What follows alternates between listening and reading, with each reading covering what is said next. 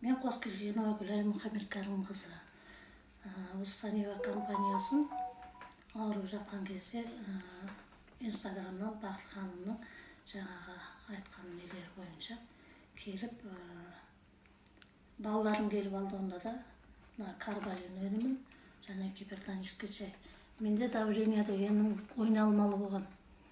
Одан кейін мен деген жаңағы бұл дәріні алмай тұрған кезде доктордың дәрісін іштім.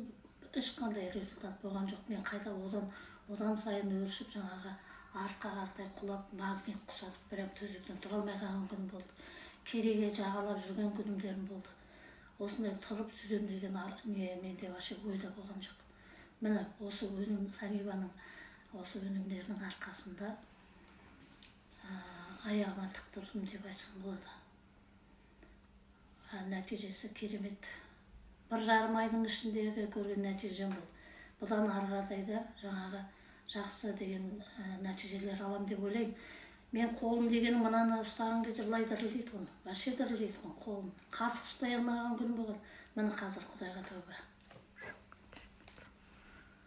Компаниясына өте ризамын. Бастабаева Бақыт ханымға ризамын. Рахмет.